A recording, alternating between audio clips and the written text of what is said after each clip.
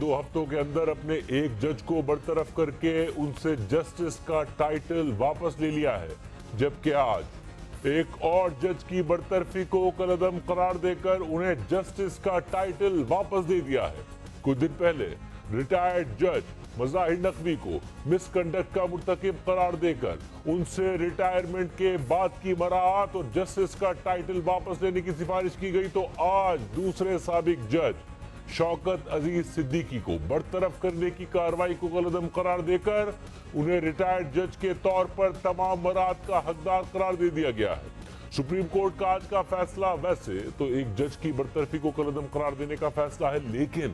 اس case اور اس فیصلے سے گزشتہ کچھ برسوں میں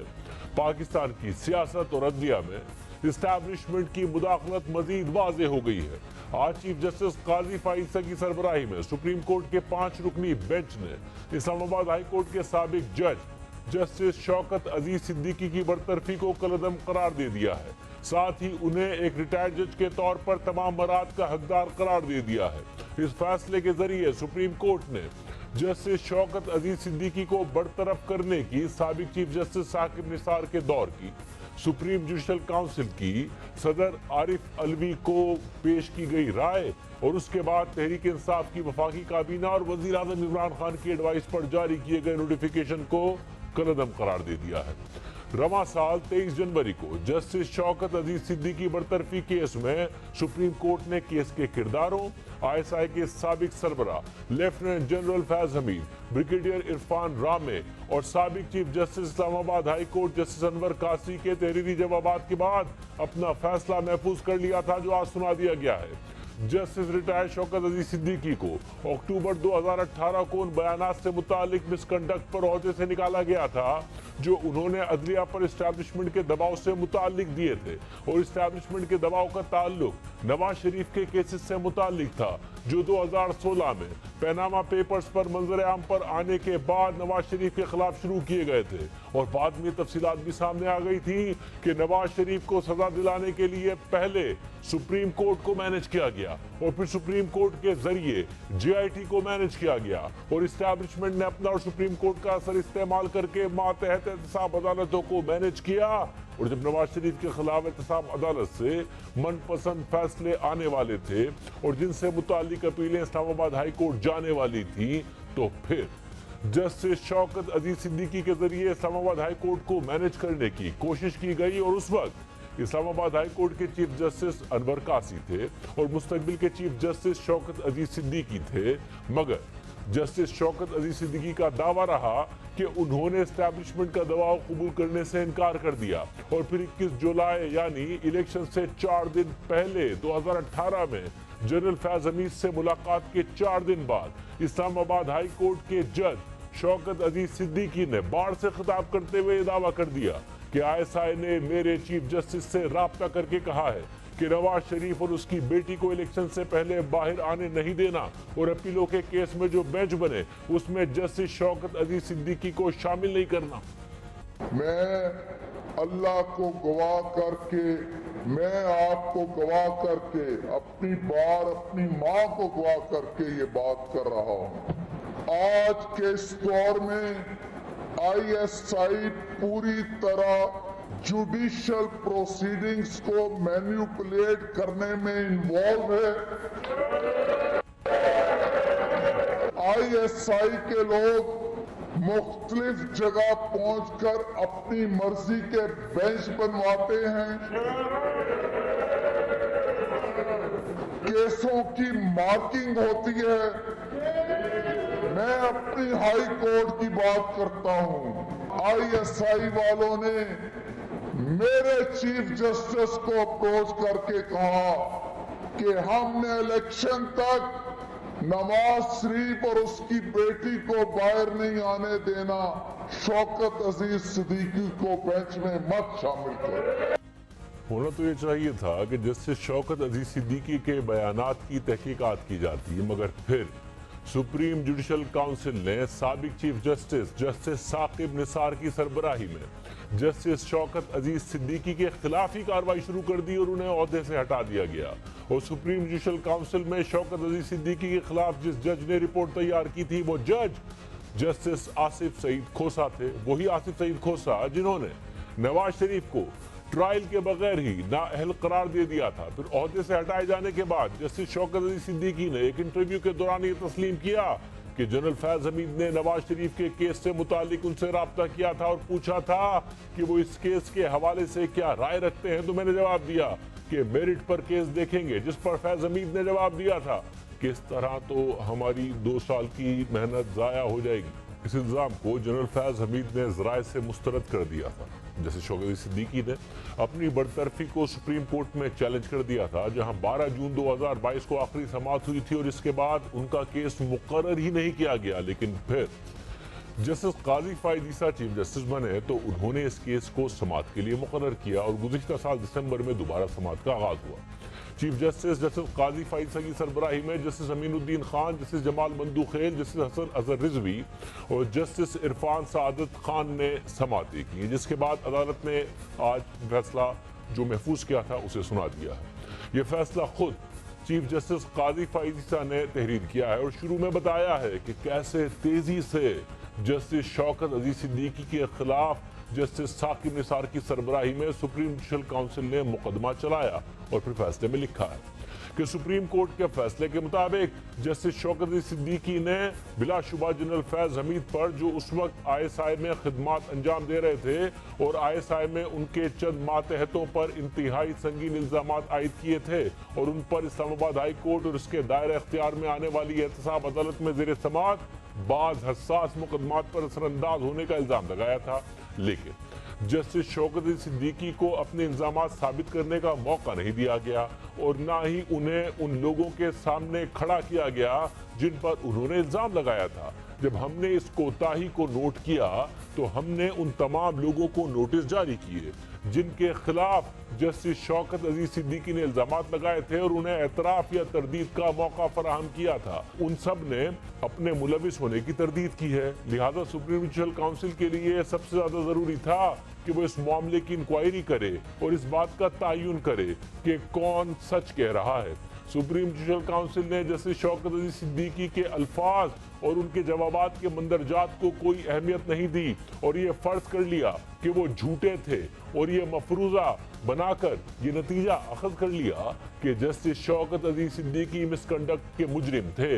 इस तरह के अमल को मुनसिफाना या ड्यू प्रोसेस के तकाज़ों के मुताबिक करार देना मुश्किल होगा। फैसले के मुताबिक जस्टिस शौकत अली सिद्दीकी को अपने इल्जामात की सच्चाई साबित करने का मौका नहीं दिया गया, जो सुप्रीम जुडिशल काउंसिल पर वाजिब था, क्योंकि यही इल्जामात जस्टिस सिद्दीकी को ओहदे से हटाने की बुनियाद बने। आइन के आर्टिकल 10A में दर्ज बुनियादी हुकूक में मुनसिफाना ट्रायल और मुनासिब अमल का हक शामिल है और जजेस समेत तमाम शहरियों के साथ इसके मुताबिक निपटा जाना चाहिए। लेकिन जस्टिस शौकत अली सिद्दीकी को मुनसिफाना ट्रायल और मुनासिब कार्रवाई के बुनियादी हुकूक से महरूम रखा गया। आइन का आर्टिकल 209 ये शर्त नहीं लगाता कि जज के मिसकंडक्ट का तयन करते हुए उसे बुनियादी हुकूक से महरूम कर दिया जाएगा और ना ही ये आर्टिकल सुप्रीम जुडिशल काउंसिल को बुनियादी हुकूक के खिलाफ काम करने की इजाजत देता है। तमाम साबका केसेस में जब जजेस के खिलाफ कार्रवाई शुरू की गई थी,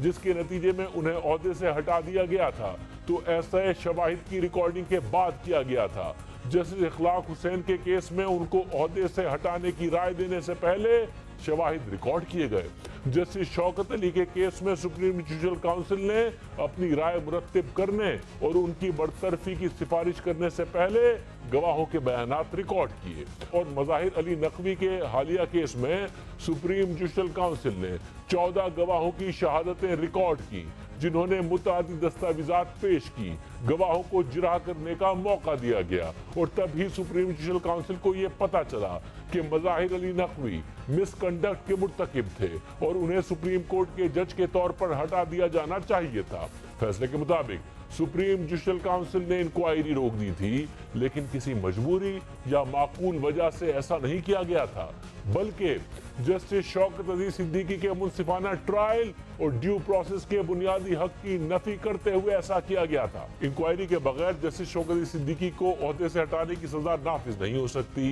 इंक्वायरी ना करवाने के नतीजे में जस्टिस शौकत अजीज सिद्दीकी को अपने इल्जामात साबित करने का मौका फराहम ना करके और शवाहिद रिकॉर्ड किए बगैर ये नहीं कहा जा सकता कि जस्टिस शौकत अजीज सिद्दीकी का मुनसिफाना ट्रायल हुआ था और ये कि इंसाफ के तकाजे पूरे किए गए थे। फैसले के मुताबिक जस्टिस शौकत अजीज सिद्दीकी ने संगीन इल्जामात लगाए थे, जिसमें यह इल्जाम भी शामिल था कि उस वक्त के ISI के DGC major general Faiz Hameed और उनके कुछ मातहत अफराद चाहते थे कि फैजाबाद धरना, बोल मीडिया ग्रुप, एग्जैक्ट और साबिक वजीर आजम नवाज शरीफ और उनकी बेटी मरियम नवाज से मुतालिक मुकदमात का फैसला एक खास अंदाज में किया जाए। और अगर सुप्रीम जुडिशल काउंसिल ने तहकीकात करने के बाद यह तय किया होता कि जस्टिस सिद्दीकी ने झूठे इल्जामात लगाए हैं तो वो मिसकंडक्ट के मुर्तकिब होते, लेकिन मामले की तहकीकात किए बगैर ये नहीं कहा जा सकता कि उन्होंने झूठे इल्जामात लगाए थे। सुप्रीम जुडिशल काउंसिल को इस मामले की तफ्तीश करनी चाहिए थी। शो कॉज नोटिस के अपने जवाबात में जस्टिस शौकत अजीज सिद्दीकी ने कहा था कि उन्होंने डिस्ट्रिक्ट बार एसोसिएशन से जो कहा था वो दुरुस्त था और अपने जवाबात में ताकतवर लोगों के खिलाफ मजीद इल्जामात लगाए थे। इन हालात में कम अज कम जस्टिस शौकत अजीज सिद्दीकी को हल्फ पर गवाही देने के लिए कहा जाना चाहिए था और अपने इल्जामात को साबित करने का मौका फराहम किया जाना चाहिए था, लेकिन ऐसा नहीं किया गया और जिन लोगों के खिलाफ इल्जामात लगाए गए थे उन्हें उनसे जिरा करने का मौका फराहम किया जाना चाहिए था और उन्हें गवाही देने और इल्जामात की तरदीद करने का मौका भी फराहम किया जाना चाहिए था। आइन का आर्टिकल 210 सुप्रीम जुडिशल काउंसिल को किसी भी शख्स की हाजिरी या किसी दस्तावेज की दरियाफ्त या पेश करने का हुक्म देने का इख्तियार देता है, लेकिन